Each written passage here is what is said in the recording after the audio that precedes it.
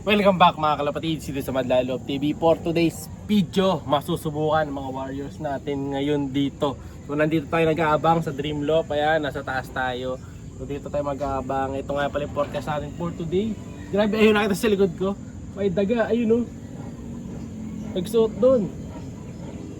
Ano ito mga takbo? Butit nga, matawad pala, medyo mag-iingay ako dito pag dito ako nagpa-vlog.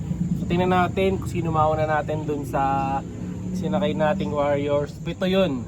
So naghahanap tayo ng speed dun sa pito, and then yung mga matatanda ngayon babawas ko na. So mga young birds na ititira natin kasi nga may mga kapalit na sila doon.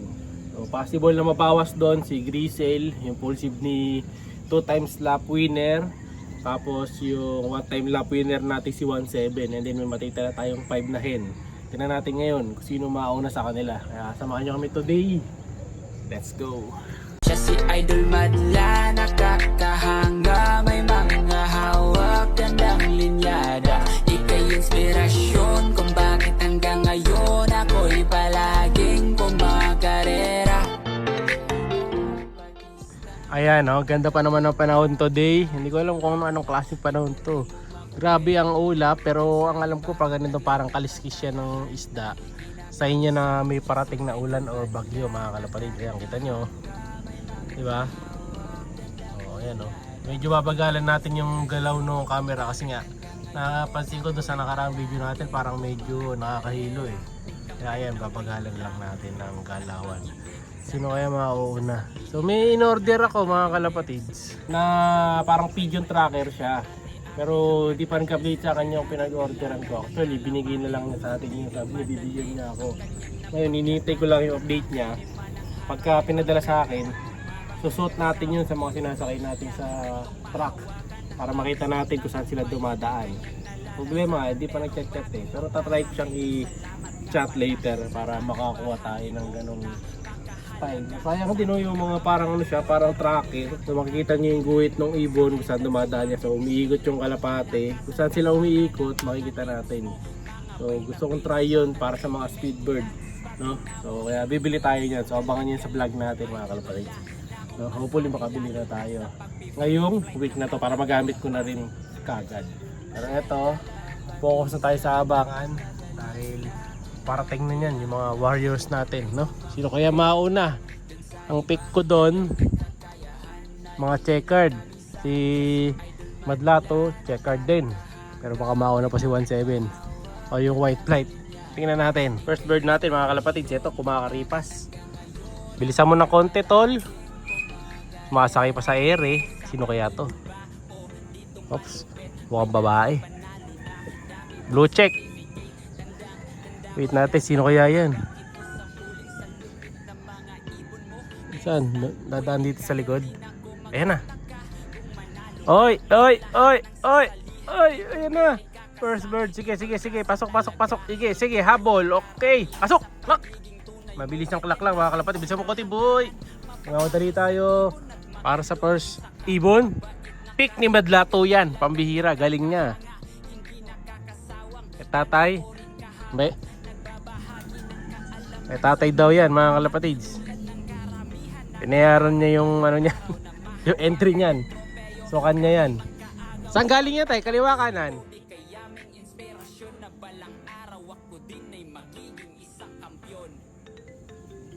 Tay, baba, trapdoor. Ang speed? Mabilis maubos, no? Pero di bale, tingnan pa rin natin. So, time check, ano oras? 22. Waiting tayo sa next bird. So, 22 ang first bird natin. May speed yan, may speed. Di ba late na yan? So, wait natin sino yung susunod ngayon. Saan na ba sila? Sino kaya ang susunod dyan? Kailangan yung violet. Saan ang galing yan tay? Ba't di ko nakikita? Lagpas? Doon na? Dapat magagaling yan dito sa dalawang poste na to. Dito na daw siya galing mga kalapatid sa gilid.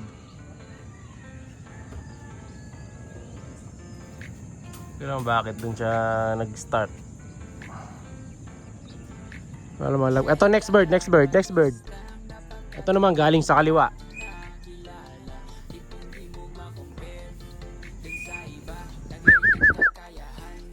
Tol, baba, naka-green. Yung red ang mata, blue ang ano boy, clip ring.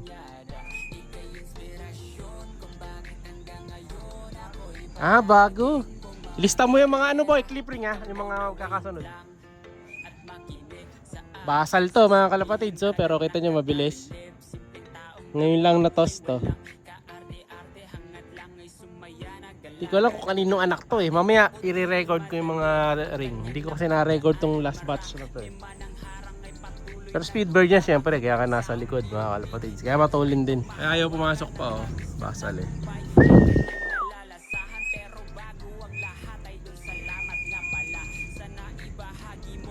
Alright. Baba na siya. Pasok na next bird. Second bird pa lang natin to mga kalapatids. Pero hindi dito in-expect ko. Kasi nga hindi ko siya ganun kakilala. Pero yung isa yung puti kanina, may in-expect na talaga kami bilis doon kasi kilala ko na ibon Ito, di ko, landing board. Kasi di ko kilala.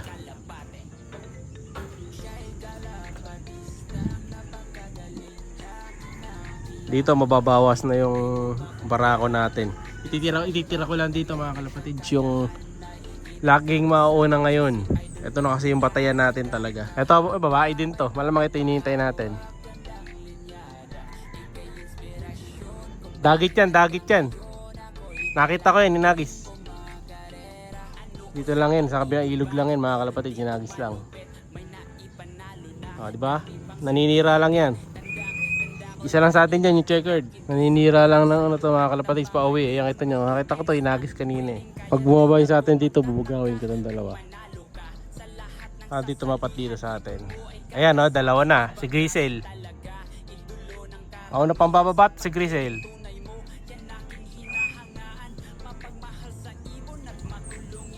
Alright. Ayan, dalawa na. Nagsabay pang pumasok. Nagugulat yung isa. Ayan yung hinihintay mo Ge, butas. Kap, lumipad.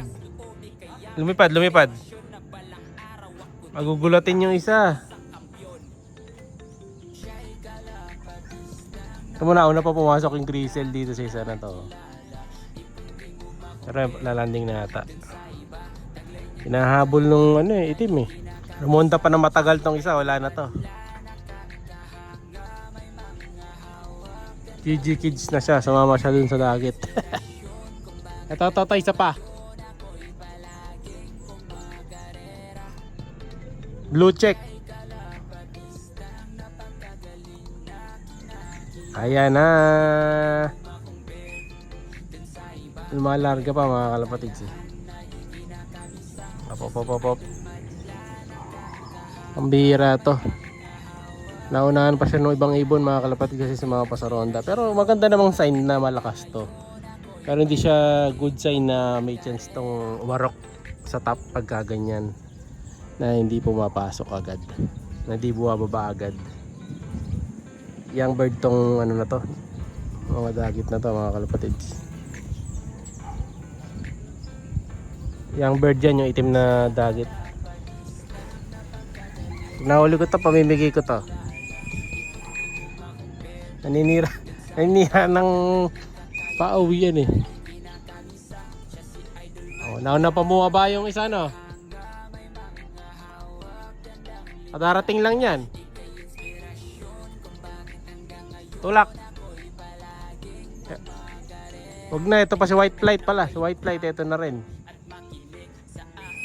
Ito may speed to si white flight. Kaso speed nito sa pag medyo humihirap yung karera pa, doon siya bumibilis. Ayan Alright. Landing board na.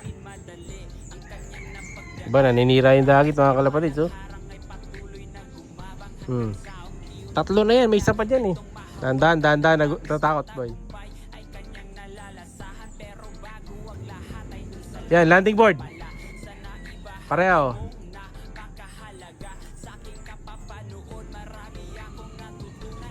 Yeah, tulak.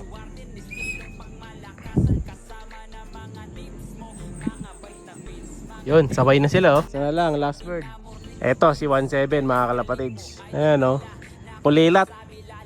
Pero nag-lap winner na to mga kalapatids. One time lap winner na yan. Pero anong maronda kasi masyado to eh. Ayan, sumama na naman sa dagit oh. Ayan na, bababa na rin sa wakas si checkered mga kalapatids. Yun. After na matagal na ronda, yung dagit nandito. Sa Gedli. Pero yan na natin. Palisin ko na lang mamaya. Alright. So baba tayo.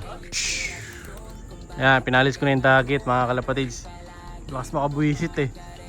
Aga nung ibon natin kanina. Biglang sumabay. O yan, wala na. Uwi ka na doon sa inyo. Check natin mga kalapatids yung mga warriors natin. Ang first bird natin dito is yung Ibori Madlato. Saan ba yun? Yun. Nasa Pugad mga kalapatids. Yan yung Mega Pares. Yan, kaya pala matulin. Pambira, may taktika. Pero kinapos pa rin tayo mga kalapatids. Yung umabot. Nasa top, ano lang tayo. Top 100. No? Kinapos tayo ng konti. Pero konti lang naman pagitan. Late siya ng 5 minuto. And then ang sumunod na ibon dito is hindi ako nagkakamali. Si Violet to. Iba-iba kasing kulay yung mga clip ring yan. Para may palatandaan ako. Ang sumunod na ibon, hindi ako nagkakamali ito. Yan yung pula mata. Tapos ayun yung blue. Pero parang ito nga yung sumunod. Ito yung second bird mga kalapatids. Second place bird natin yan. Tapos last kulelat ito yung lap winner natin dati. Ayan o. Laboy, pahinga ka na. Pagka pakita ka pa ng bagal, papahinga ka. Halo ko. So 1, 2, 3, 4, 5 6, 6 lang pala. Hindi pala sa lapito. No? 1, 2, 3, 4, 5, 6. Ito pala pang 7. Si White Flight. Pero meron na may-ari na ito. Dideliver ko na to sa Sunday. Bye! Siya'y kalapatistang napakagaling na kinakilala.